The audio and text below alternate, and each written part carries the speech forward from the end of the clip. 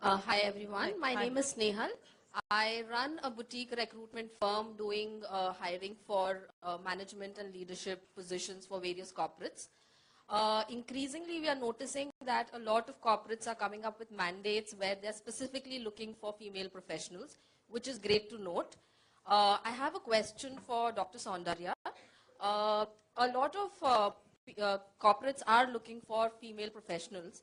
I want to understand what are the strategies that these corporates are using to actually create an environment which will enable these female professionals to grow and flourish and actually contribute. Right. So first of all, let me just thank you for that really good question.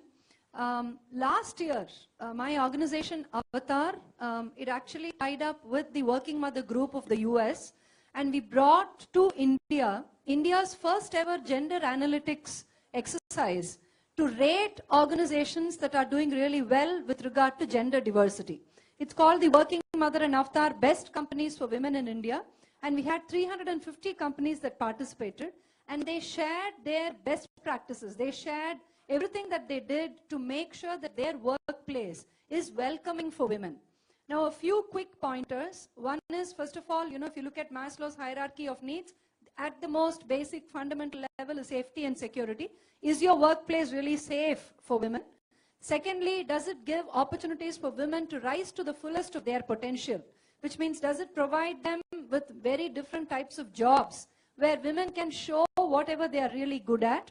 Thirdly, is there a very inspiring peer group that supports the women during, various undulating phases of her life, where she's challenged by work and life, and it's not work-life balance, just for information. Please don't call it work-life balance. There is no such thing as balance. It's better to pursue work-life integration, where you have parts of work flowing into life and parts of life flowing into work.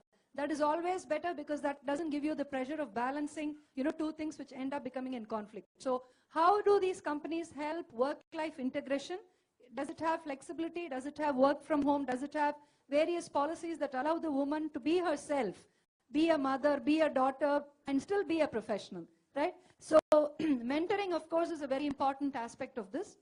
And the latest that we are now seeing is organizations actually creating positions, specific positions where women who have been on a break can come back into the workplace. And this is the biggest movement, and close to about 35 companies have actually partnered with Avtar in driving this momentum.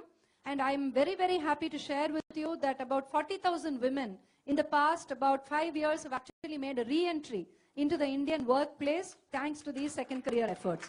So I think, the momentum is good. You're in the right place. I think you should be able to do a lot of business with companies which give you gender diversity mandates. And if you want to know which companies to approach, just go to www.avtarivin.com, Google best companies, and you will have the entire list of the 100 best companies for women in India. And you can do business with each one of them.